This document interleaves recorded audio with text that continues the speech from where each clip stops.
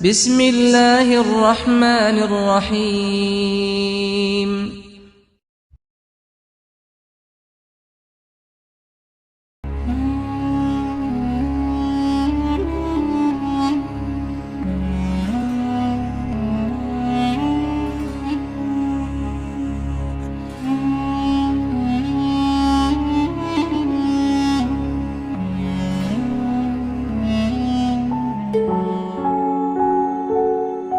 Urutan yang pertama dari 10 ini adalah keluarnya Dajjal.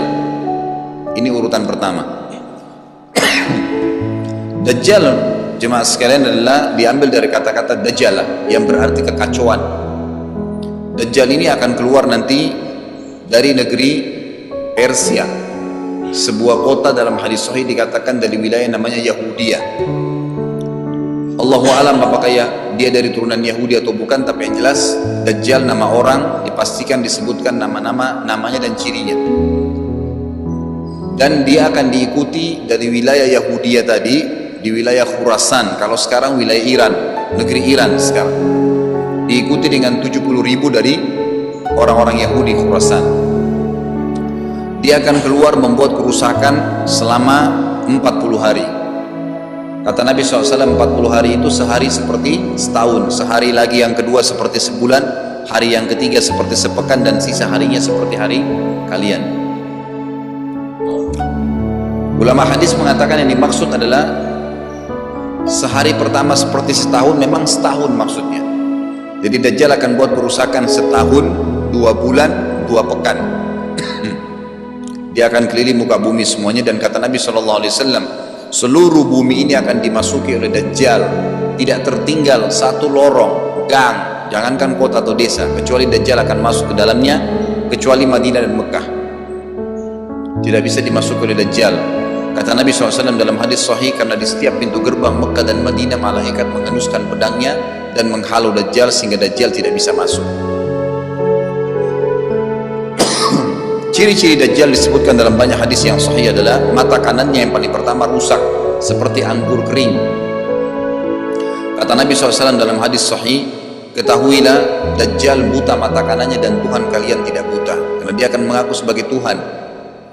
Mungkin Bapak Ibu tanya, bagaimana bisa orang mau mengikuti dia? Karena dia diberikan kelebihan sama Allah SWT.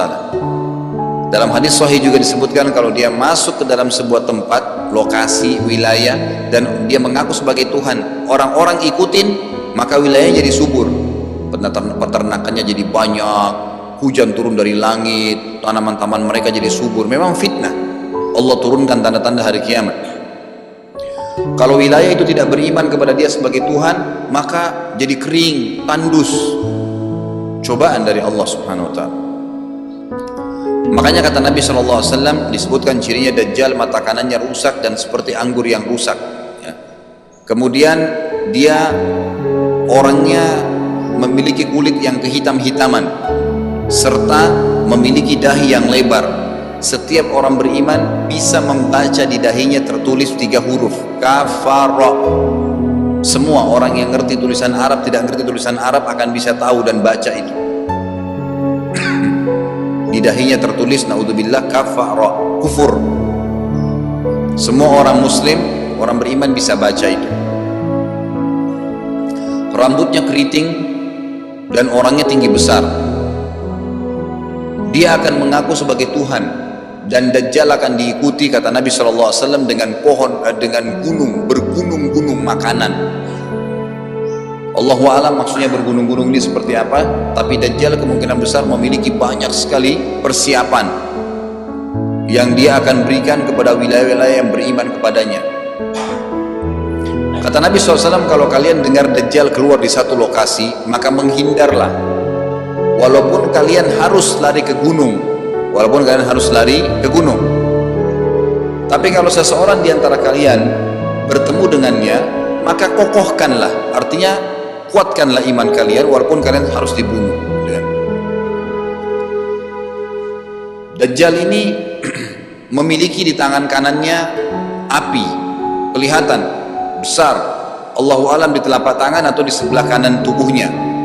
Kemudian di sebelah kirinya itu memiliki air yang sejuk seperti sebuah lautan yang luas.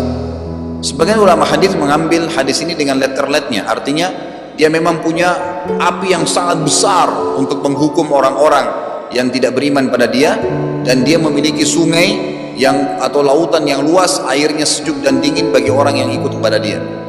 Kata Nabi SAW, kalau kalian ditangkap oleh Dajjal, hadis ini, kalau kalian dengarkan Dajjal, carilah tempat yang jauh dan jangan seseorang di antara kalian berkata, imanku kuat, aku akan menghadapinya, karena bisa saja dia mengatakan itu, ternyata pada saat ketemu dia jadi pengikutnya.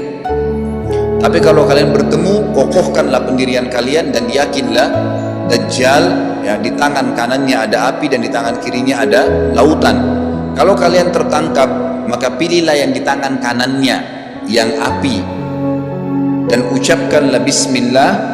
Pada saat kalian pun harus dilemparkan ke api itu, ketahuilah api tersebut adalah lautan yang dingin. Terbalik, air yang dingin di tangan kirinya sebenarnya itu adalah api neraka yang panas. Maka kita diajar oleh Nabi Sallallahu Alaihi Wasallam.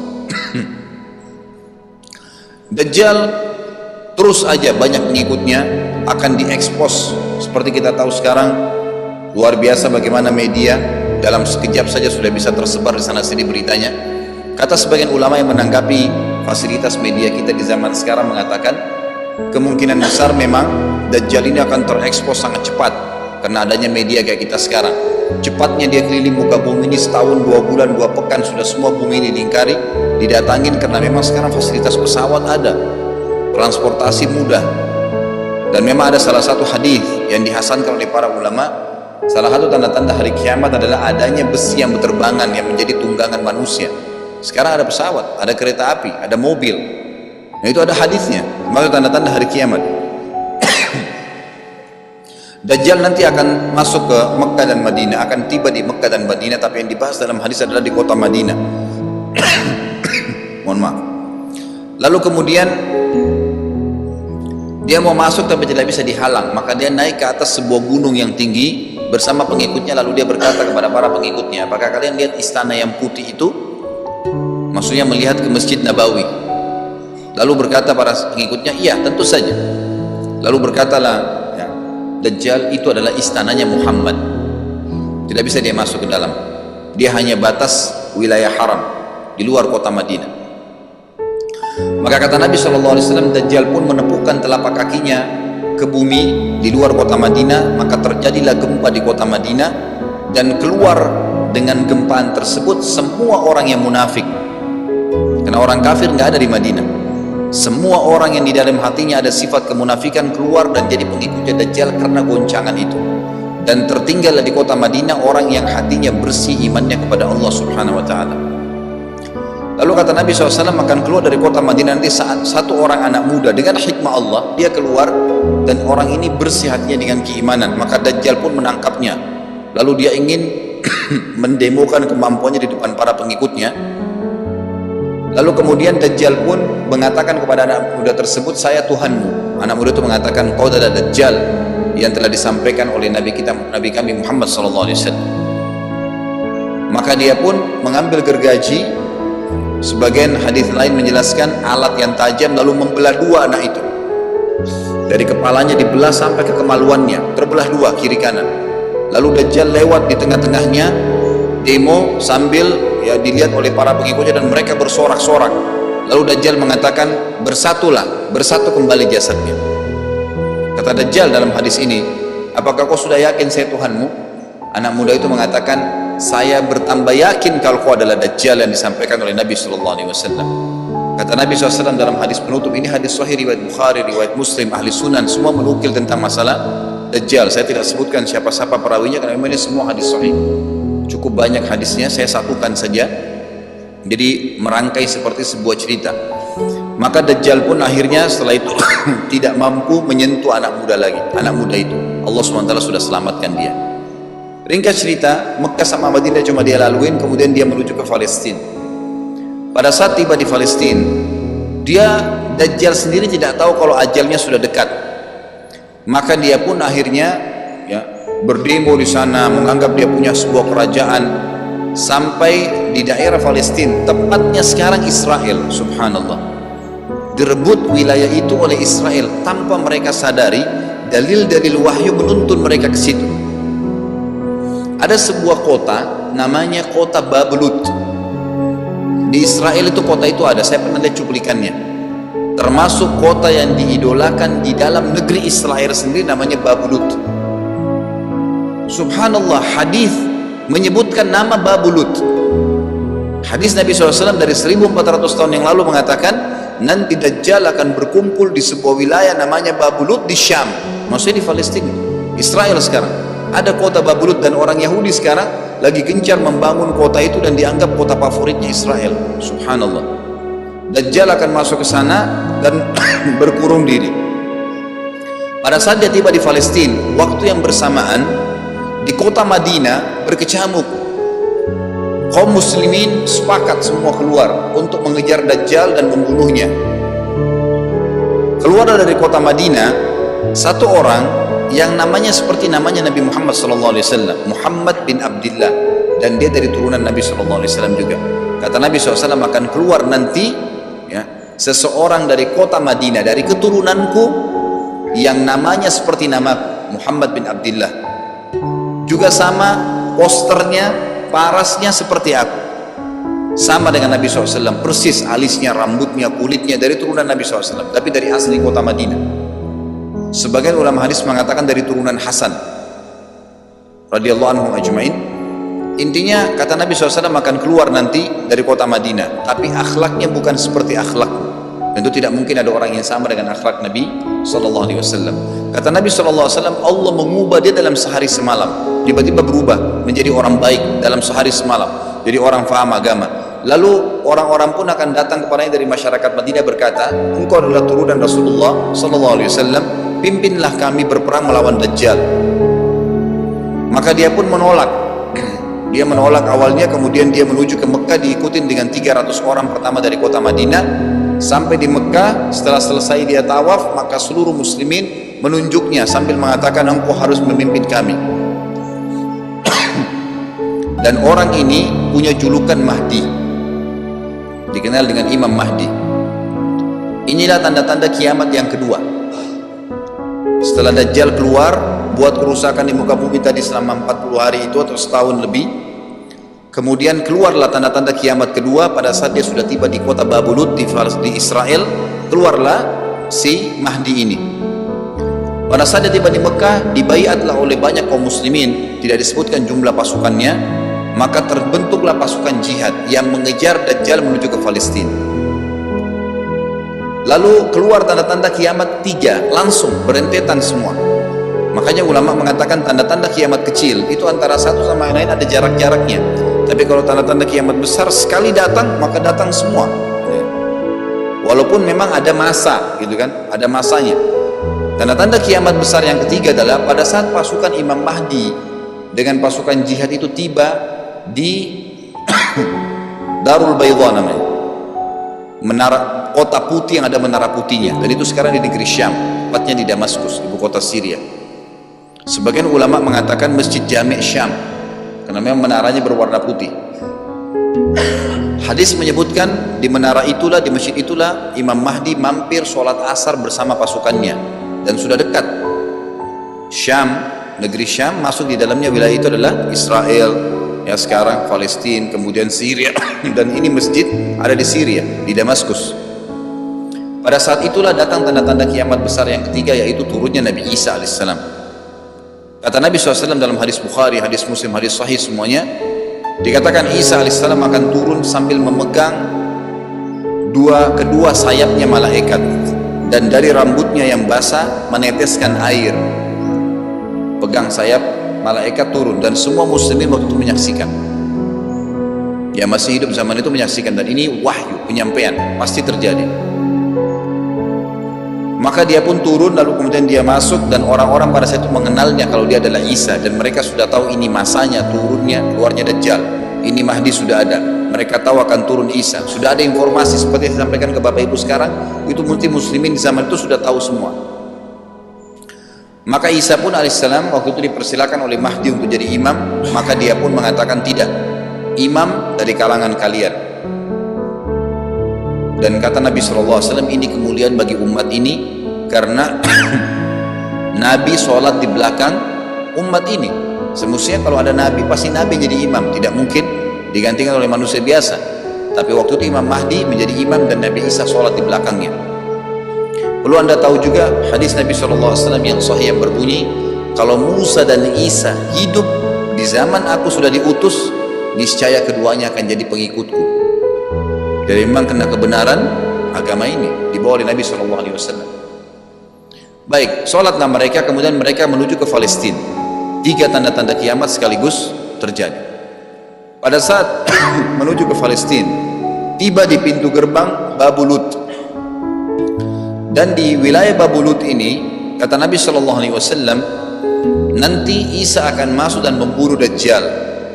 Dan setelah membunuh Dajjal, maka seluruh pengikut Dajjal dari kaum Yahudi akan bersebaran sembunyi di bawah batu dan pohon, di atas batu dan di bawah pohon.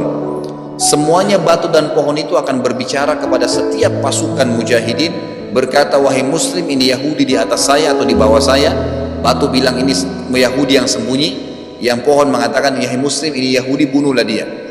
Maka dibunuhlah orang-orang Yahudi tersebut yang menjadi pengikut Dajjal oleh kaum muslimin, kecuali satu pohon, namanya pohon Garqat. Pohon Garqat ini pohon yang daunnya kadang-kadang agak kering dan ada duri-duri, ya, batangnya ada durinya. Subhanallah, pohon ini dikenal dengan pohon Yahudi karena satu-satunya pohon yang tidak akan bicara nanti adalah pohon ini. Dan apakah Bapak Ibu sudah tahu sekarang pemerintah Israel besar-besaran menanam pohon itu? Subhanallah, kalau anda lihat di berita tentang apa yang sekarang ditanam di negeri Israel orang Yahudi, maka yang paling banyak adalah pohon Garqat. Bahkan cuplikan yang saya lihat tentang Babulut itu, pohon Garqatnya sudah sangat besar-besar, diameter sudah 3 meter 4 meter ke atas. Mereka sangat tahu tentang hadis ini. Tapi memang orang Yahudi, sebagaimana Ibnu Abbas katakan radhiyallahu anhu, beliau mengatakan sabda firman Allah SWT tafsirnya surah Al-Fatihah, ghairil maghdubi alaihim, bukan orang-orang yang kau murkahi ya Allah, ihdinas siratal mustaqim, tunjukkanlah kami jalan yang lurus, siratal ladzina an'amta alaihim, jalan orang-orang yang telah kau berikan petunjuk, maksudnya orang-orang yang beriman. Ghairil maghdubi alaihim, bukan orang yang kau murkahi. Kata sahabat Nabi Ibnu Abbas radhiyallahu anhu adalah orang-orang Yahudi. Allah murka sama mereka karena mereka tahu kebenaran tapi mereka tidak mau ikutin. Itu cirinya orang Yahudi. Bahkan Allah mengatakan tentang mereka terhadap Nabi SAW, ya'rifuna kama ya'rifuna abna'ahum. Mereka mengenal Muhammad SAW sebagaimana mereka mengenal anak-anak mereka sendiri. Jadi orang Yahudi tahu. Waladhdallin, dan bukan orang-orang yang sesat. Ini adalah kata Ibnu Abbas, orang-orang Nasrani mau nyebarin agama tapi mereka keliru.